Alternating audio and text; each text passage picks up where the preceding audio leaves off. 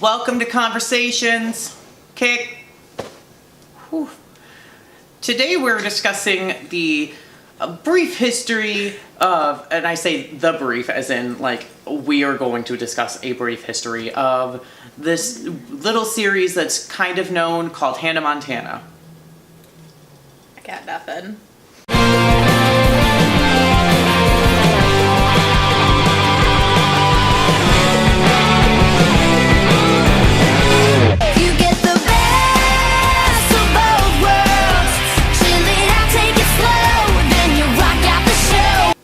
There's an awkward space in between us because we're not romantically involved.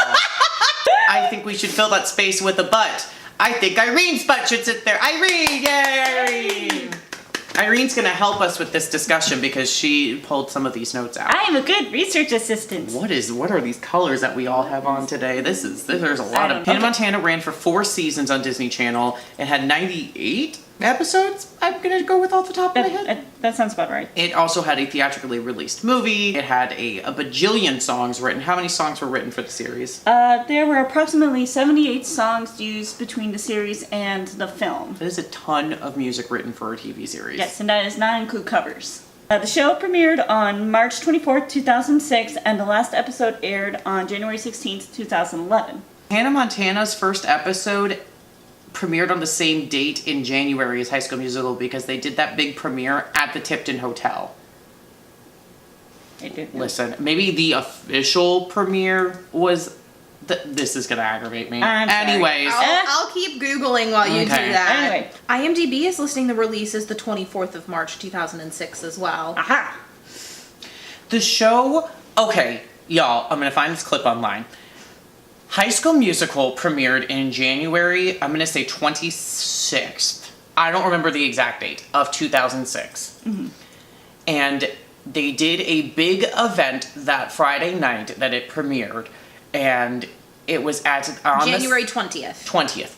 And it was on the set of The Sweet Life of Zach and Cody because Ashley Tisdale was on Sweet Life and was in High School Musical. And what they did is they did a double premiere thing where they did High School Musical and then immediately following that they did the first episode of Hannah Montana.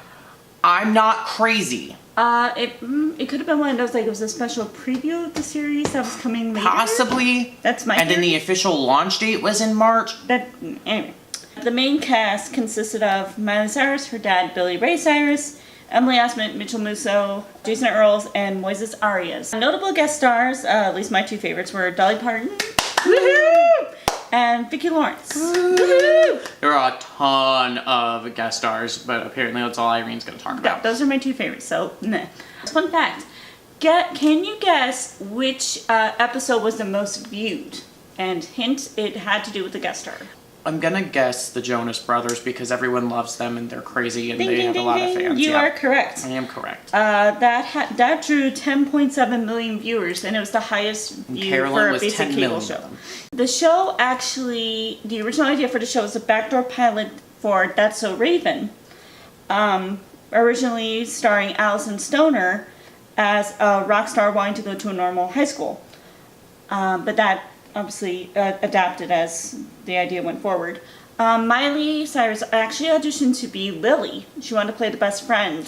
What? You mean the main character, Miley, wasn't named Miley originally? No, the original shocked. The original name was Chloe Stewart for the character, but after Miley was cast, they changed it to Miley Stewart. The series premiere drew 5.4 million viewers, and later had a global audience of over 200 million viewers as of 2008. The show was popular. It got so bananas that all the Disney execs, it was a 80-person international meeting back in 2008 in February to discuss the show's future. So it was that important to the company.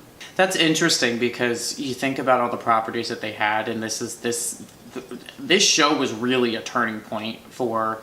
2006 was a turning point for the Disney television enterprise because you had High School Musical and Hannah Montana premiere at the same time. Yeah. And both of them spiraled out of control into launching other projects for other networks as well as Disney and the theme park stuff and the synergizing those properties into the theme parks because you had the High School Musical 1, 2, and 3. You had Disney Channel Rocks. You had the Hannah Montana music utilized throughout the parks. Miley did her 16th birthday party at Disneyland. Like, they let them do whatever they want because they were making so much money off of the show. I just came across a really terrifying trivia fact. Oh.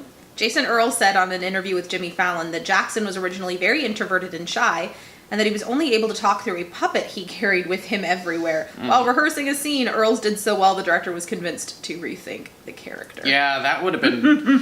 See, you think about these children's sitcom shows and these family sitcom shows and how they like have each character has to be weird and quirky, and it's like, yes and no. Like Jason Earls' character was still weird and quirky, but in a very normal way. And also, fun fact, he's about my age. Yes. And he did not disclose his age because everybody thought he was literally a teenager, but nope, he was not. Most of the songs were written for Miley to sing as herself or Hannah. Hannah.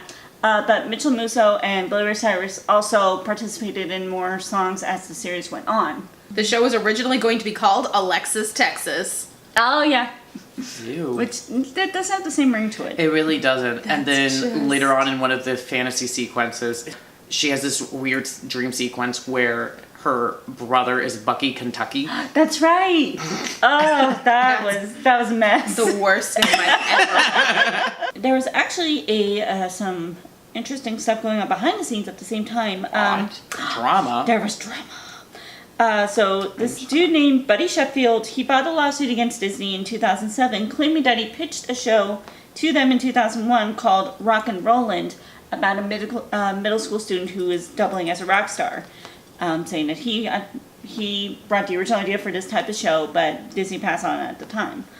And then in April 2010, the co-creators of the show actually had to file a suit against Disney for $5 million, saying they were owed their share of profits and back owed bonuses as written in their contract with the Writers Guild of America. That doesn't surprise me. Go Disney. Now, the thing with Disney being a corporation and just corporations in general is like in contracts and paperwork and stuff, once you pitch an idea to a company, It belongs to them. it technically belongs to them. So Right. like, even if that many years had passed, if that idea had been pitched and not picked up, they still have it in their back pocket if they ever decided to develop it in any sort of way. So like, here we You have are. to be very careful with pitches. Side rant. If you were to copyright your idea before you pitch it and they said, oh, just kidding, we're going to develop it, then you can go after them, yes? Yes. I would think so. I don't know how that would work with copywriting your material first and all that kind of stuff. If but you so- copyrighted it first, most companies wouldn't accept the pitch. But if they say they'll still give you credit, obviously. And then it also goes down into, so that would be more of a case of like you publish a book and they buy the rights to develop it. In which case, once that deal is struck and you have the money, you have no control anymore. So there's not really a way to pitch it and maintain control. Gotcha.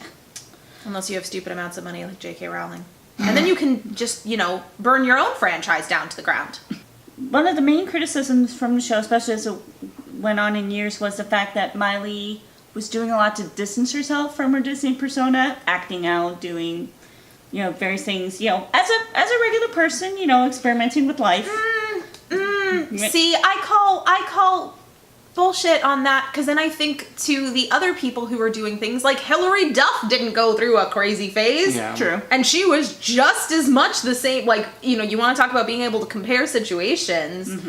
Lizzie McGuire's character was a very similar mold, and Hilary Duff married a hockey player and had a baby. Like, Doing very well for herself. yeah, and now she's a producer. And an author. She's actually written a couple of novels. Here's my contradiction to that is while Hilary Duff worked on that show and did Lizzie McGuire and did a movie and did that kind of stuff, I don't think she was taken around and pushed as much as Miley was during her filming process, because you think about the live concert because Hilary did live concerts, but not in the Yeah. sense of like, they took Miley all over the world. They put her in all these weird situations. So there's a lot of juxtaposition to be But put there. Selena didn't go off the deep end, and Raven didn't go off the deep end. Literally, it was just Miley. No one else did that. I'm not saying that what she did and how she did it was correct. What I'm saying is that there's a lot to play with it that goes into that mentality, because you look at Demi. Demi went and had mental breakdowns constantly because of all the pressure that was being put on her, because Hannah was such a huge success and they needed continuous successes to follow upon that to get the income to come through and to make sure that they could market these people. And that was the turning point of every single person on the Disney Channel had to be a singer, and it had to have a good voice, and had to be able to put out records.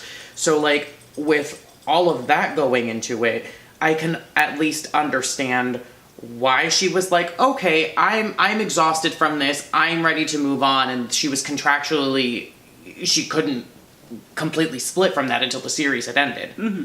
So there was a lot that was going on within her mentally that was her trying to sort out, her trying to be this Disney Channel pop star on top of trying to mature and grow as a person. And I think that's where a lot of the issues come in during, like, you have Amanda Bynes had a lot of issues, and Lindsay Lohan had a lot of issues, and I can't blame them specifically for that, because there's a lot that plays into it. Mm-hmm. The child stars in general, you never really know how it's going to turn out, because, like you both pointed out, some of them have had, Elijah Wood had, started young and he's done pretty good, but who's to say? But I think it was the fact that she was trying to be more mature, trying to, at least creatively, she was trying to explore things, like personal life aside. Like, creatively, she wanted to try different types of music, and people did not seem to like that type of change. The problem, I think, was that it went so quickly. It was just an extreme, like, okay, I'm here, and I'm going to go over here, and it's like, it needed to progress to that. And kind of like how Taylor Swift has ended up in pop now. Yes. And it was a step-by-step process. Yeah, it wasn't just like mainstream Taylor Swift. She started in country and kind of like weaved her way. Mm-hmm. And she didn't go from country to like what she's doing now. Yeah. Like, it was gradual. Was a step-up process. Yeah. We didn't talk about the movie at all. The movie came out in what, 2009? 8? 2009. 9. The movie came out in 2009, and it was a movie. It had good songs in it. The plot was very basic. Like, Miley has to decide if she's going to stay Hannah or how she's going to do this. And she gets too wrapped up in the pop star scenario. And the cliche going back home to rediscover your roots. But the best scene in that movie is when her and Tyra Banks fight over the shoes. It's the best scene in the entire movie. I haven't seen it. Apparently it was like quadruple the length it was in the movie. That's funny. Originally, and I'm like, that's what I'm saying. It's actually been a while since I've seen the movie. Do we have a favorite song from the series or movie? The Climb, movie-wise, I love it. And Magic Kingdom ruined that song for me. It played backstage on a loop in 2009. Because that's what Let It Go, when Let It Go came out, that's all it played, yeah. I heard for months, and I can't. Some of my other favorites, also from a movie, Butterfly Fly Away, I thought was very sweet. And then from the series, I love Let's Do This, one of the later songs. It just had a really good hook, and I just love singing that song. One song that they used in, it was... I said favorite one, and she's going on for 6. It's one of those, I didn't like the series per se, but the music, I really enjoyed some of the songs they used in it. I will say that. Okay, what about you? I'm done. I like You'll Always Find Your Way Back Home from the movie. I don't particularly feel like going home all the time, but I enjoyed the thought process of what that song means, and the beat of it. More recent song, I would say I'm Still Good from the 4th season was very good. And then if I'm picking classic Hannah era, Life's What You Make It. Okay. We'll go with that.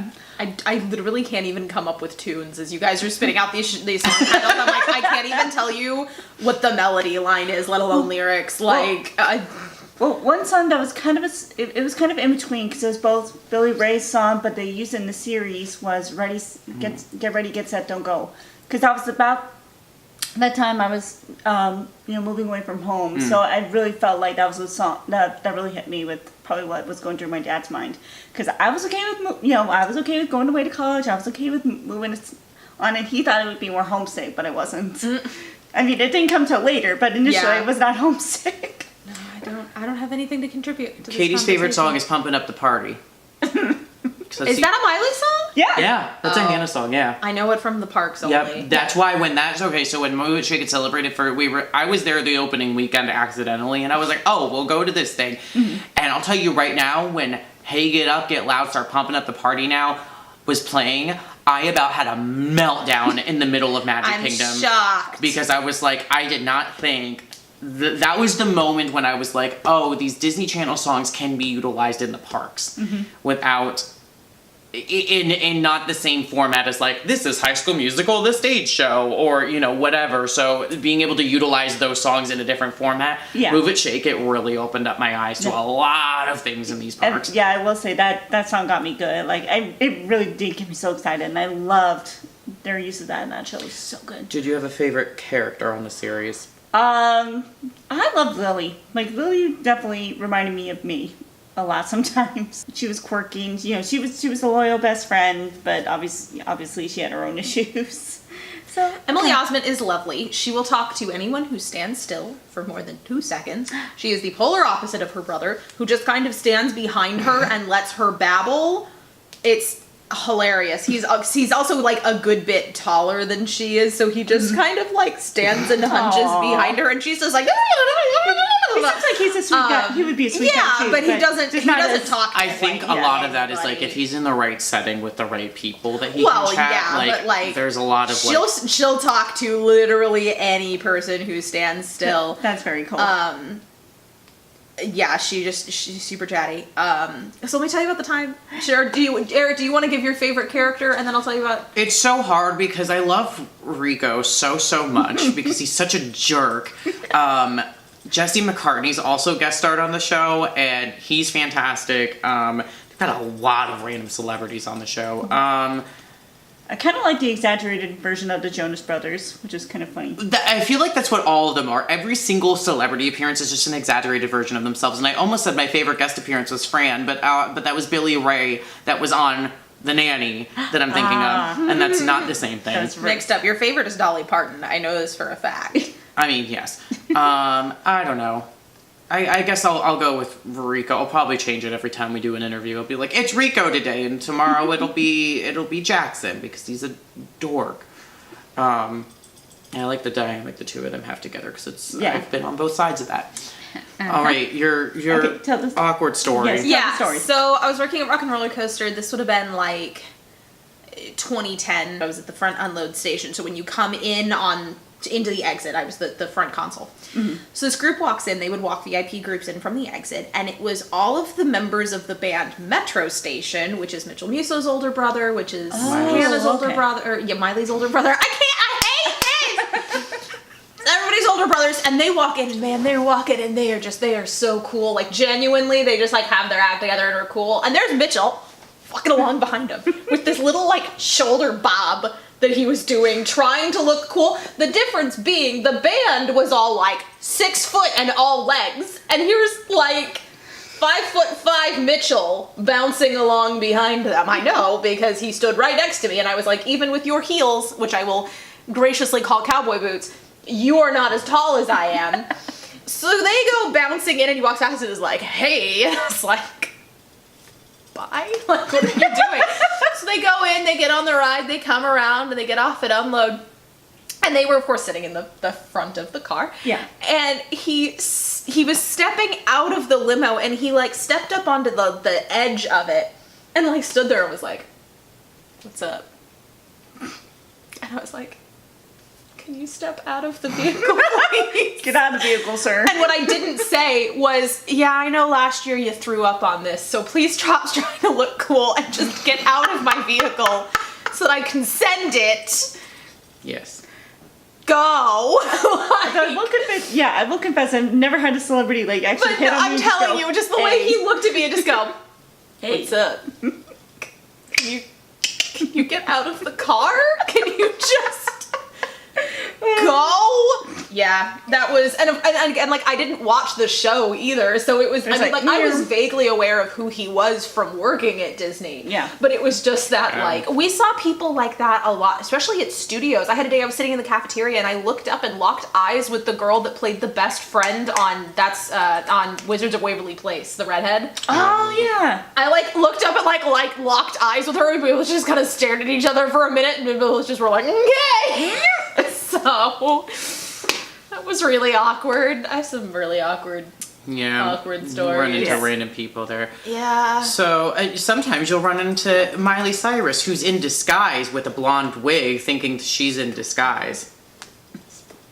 I can't say that celebrities are the smartest of the chickens. My problem is they try to look undercover, and that's what makes them noticeable, because Vanessa Hudgens did the same thing. She came into Rock and Roller Coaster. Now, it is dark inside the load station. She's wearing this big fuzzy hat and sunglasses this big, except she's inside at Rock and Roller Coaster where it's very dark. And then she was trying to text, and of course she couldn't see the screen with her sunglasses on, so she pulled her sunglasses like all the way down to look at the screen standing next to me, and I was like, you were super obvious, Vanessa, can you not do that? Why are people so weird? She was super obvious, but especially because she was trying to be undercover, and that made her stand out. As opposed to Donny Osmond in Monsters Inc., he was the guy that made Get Up and Dance, and he was just like going to town. I was like, he reminds me of, oh my god, it is Donny Osmond. Because like, who?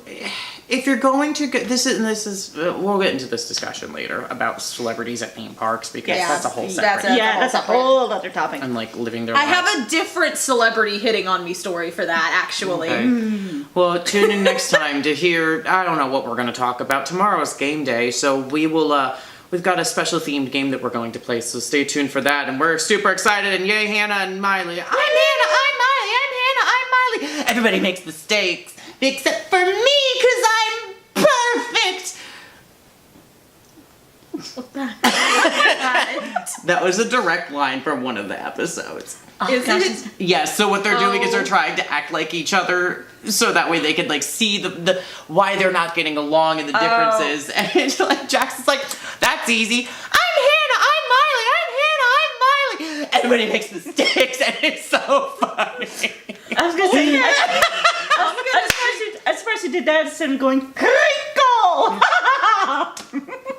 No, my favorite one is when they're doing the commercial, and it's the big buff guy, and he's like, that's a Rico. And he goes, hello, I'm Rico! And everyone's like, what is his voice? Hello! Hello, my name's Rico! Mix it all together and you know that it's the best of both worlds.